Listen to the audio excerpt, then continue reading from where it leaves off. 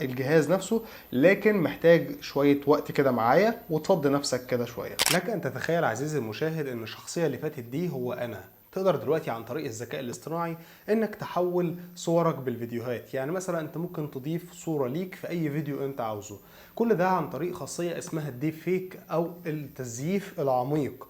طبعا في عصر الذكاء الاصطناعي انت تقدر تستخدم الخاصية دي لو في برامج المونتاج، او انت مثلا مخرج سينمائي انت عاوز تعمل بروجكت للجامعة بتاعك. في ناس اعرفها في المعاهد السينمائية ممكن يستخدموا الديب فيك ده ان هم بيحولوا من الشخصيات بتاعتهم لاي مقطع في فيديو انت عاوزه عن طريق التزييف العميق او الديب فيك. يلا بينا كده نبدأ الشرح علشان ما اطولش عليك، لكن ما تنساش تدعمني بلايك وسبسكرايب، ويلا بينا.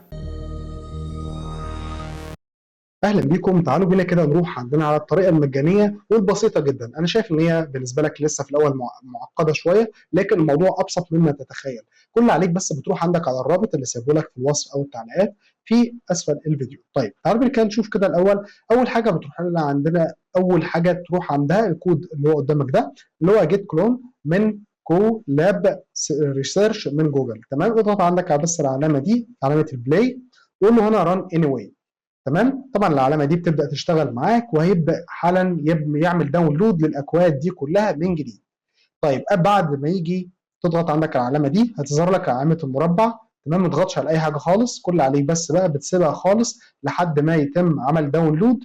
بس كل اللي عليك هتروح عندك على علامه الفولدر دي، ومن هنا بتروح عندك على كلمه ابلود.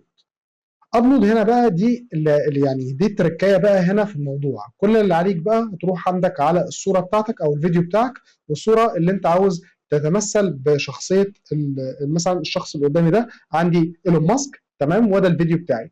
الفيديو ده ما يكملش حوالي يعني نقول هنا 5 ثواني، زي ما انت شايف في 5 ثواني هنا. وطبعا الصوره باخد الصوره والفيديو زي ما انت شايف كده، بقول له هنا اوبن. تمام، بعد كده على طول بتضغط عندك على كلمه اوكي، وهتستنى لحد ما يعمل داونلود عفوا ابلود للصوره وابلود عندنا للفيديو بتاعنا. طبعا ادي الصوره، في كلام كتير كده. كل اللي عليك بس تضغط عندك على كليك يمين وتقول له هنا رينيم، وبتبدا تغير اسم الصوره. على سبيل المثال انا اخلي بس اسم او كلمه واحده، بلاش الكلام المركب ده علشان ما يحصلش اي مشاكل.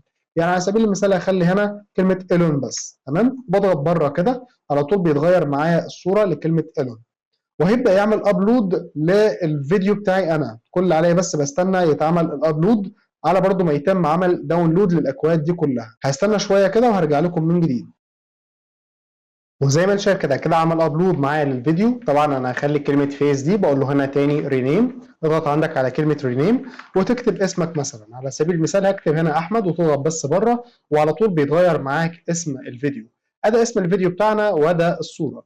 فاحنا هنستنى بقى لحد ما الاكواد دي تخلص خالص والعلامه دي تقف تماما، وهنشوف كده مع بعض كمان شويه.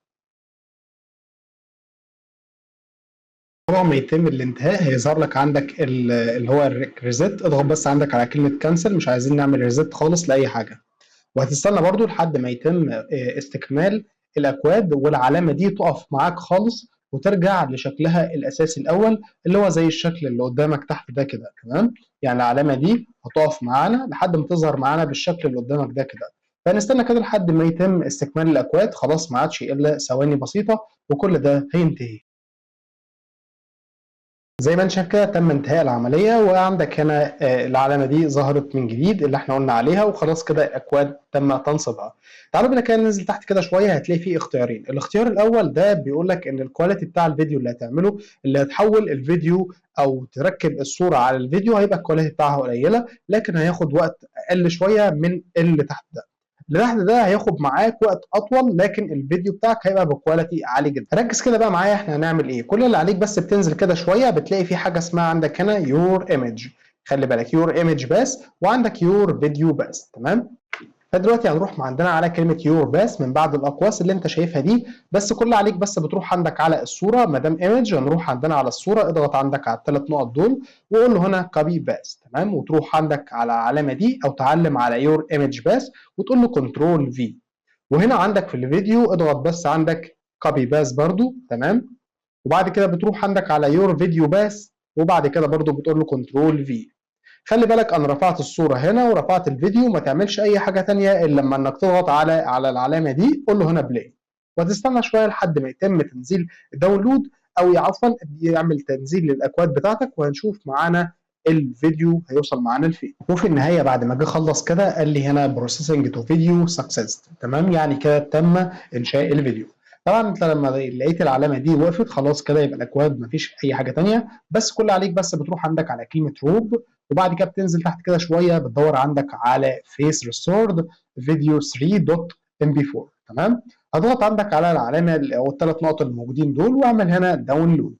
مجرد بس ما بتعمل داونلود للفيديو بتاعك على طول هينزل طبعا على الجهاز عندك. بس زي ما انت ملاحظ كده في علامه اللي هو الداونلود، في علامه عماله تلف معايا، فانت ما تستعجلش خالص، لازم تاخد وقت كده شويه لحد ما يعمل داونلود عندك على الجهاز بتاعك. وطبعا على حسب سرعه الانترنت عندك هو هيعمل لك الفيديو بتاعك باسرع وقت ممكن. هو دلوقتي بيعمل داونلود للفيديو، وهنشوف مع بعض كده هل انا شخصيتي اتغيرت فعلا لايلون ماسك، وهل الفيديو بتاعي انا بقى شبيه لايلون ماسك وبطلع اتكلم، وهنشوف كل ده بالتفصيل مع بعض. وزي ما انت شايف كده الفيديو على وشك الانتهاء، هيرفع لي هنا على الديسكتوب مثلا، واقول له هنا سيف، وهنا الفيديو بتاعي نزل حجمه 91 ميجا. طبعا هو ده اللي على حسب سرعه الانترنت عندك هينزل لك الفيديو بتاعك.